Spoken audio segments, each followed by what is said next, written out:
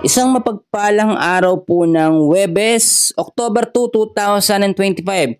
Kabayan, meron tayong pinaka-latest na weather update ngayon sa lagay at pagkilos at direksyon ng Bagyong Paulo. Aalamin natin yung mga detalye, pero kung bago ka lang, please pakiusap naman ako kahit i-like mo lang yung video natin na ito. Importante ito para tumaas ang engagement natin at maabot ang mga kababayan natin lalo na dito sa may North Luzon. Maraming salamat. Sa kasalukuyan po ay patuloy ang pagkilos ng Bagyong Paulo papalapit po sa North Luzon.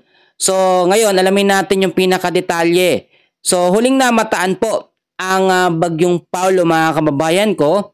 Kaninang alas 2 po ng madaling araw, 800 kilometers east of Infanta, Quezon, 65 kilometers per hour ang lakas ng hangin, tropical storm category, pa west-northwest po ang kilos sa bilis na 15 kilometers per hour. Sa ngayon, ipapakita ko sa inyo at aalamin natin yung mga lugar na dadaanan niya sa mga susunod po na mga oras. Mamayang alas 2 ng madaling araw, 595 kilometers east of Infanta, Quezon pa rin siya. At mas lalakas naman sa 75 kilometers per hour ang lakas ng kanyang hangin. Tropical storm category pa rin, pa west-northwest ang kilos sa bilis na 20 kilometers per hour. So pagdating naman ng Friday, alas 2 po ng madaling araw, eto na yung area na tatamaan niya o direktang maglalandfall na po siya, no? So, alas 2 ng madaling araw, 320 kilometers east of Baler, Aurora. Dadaan po siya dyan, 95 kilometers per hour, severe tropical storm category.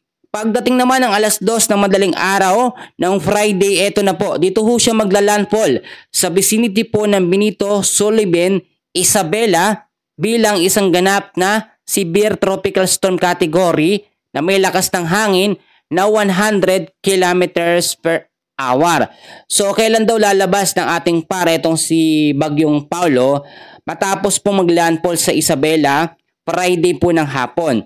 So alas 2 ng madaling araw pa rin po ng Sabado ay ang magiging lokasyon po niya 190 kilometers west of Sinait, Ilocos Sur.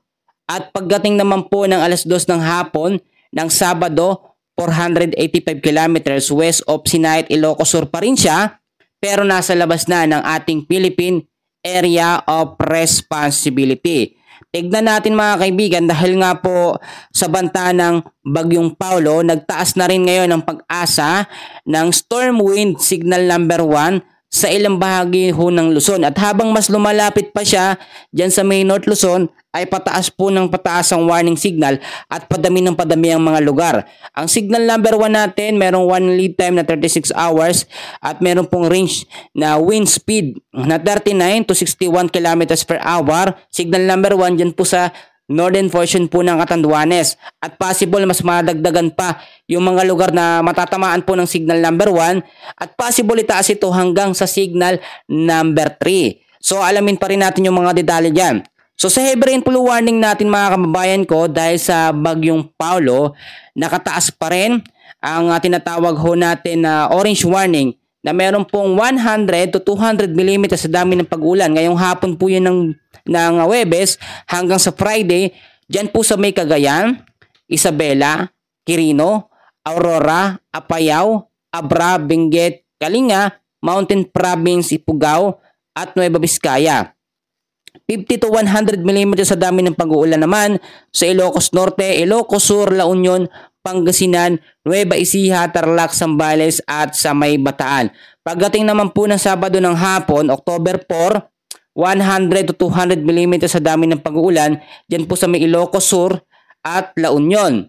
50 to 100 mm sa dami ng pag-uulan naman sa Ilocos Norte, Apayao, Abra, Mountain Province, Benguet, Kalinga, Pangasinan at sa may Ifugao. Lahat po ng mga lugar na aking binanggit ay prone po tayo sa banta ng mga pagbabaha at landslide sa mga landslide prone area, lalo na kapag mas lumapit pa ang epekto ng Bagyong Paulo.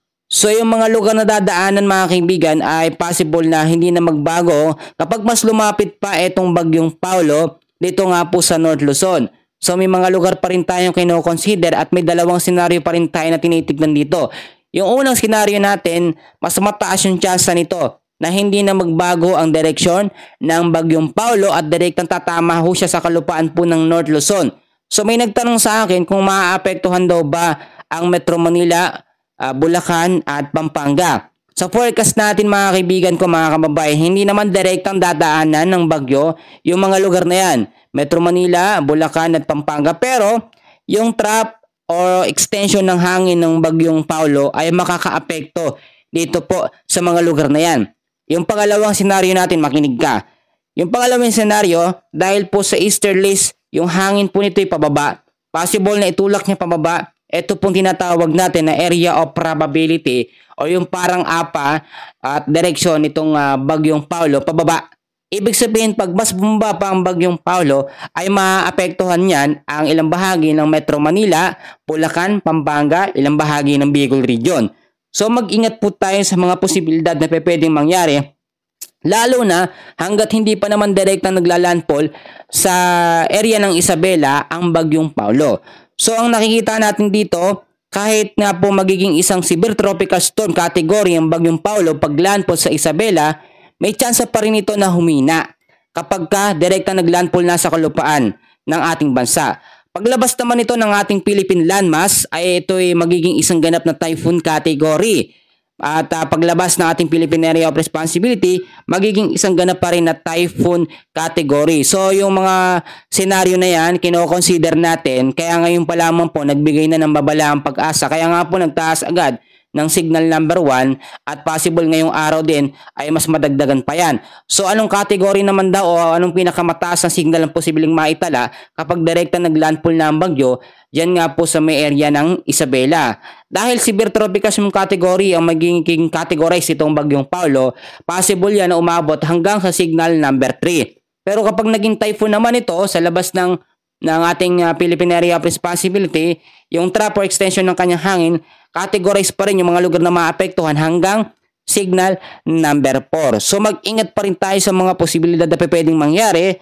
At itong pagkilos at galaw ng Bagyong Paulo ay may tsansa pa namang magbago. Sa ngayon, yan muna ang pinaka-latest na update natin sa lagay ng ating panahon. Maraming salamat.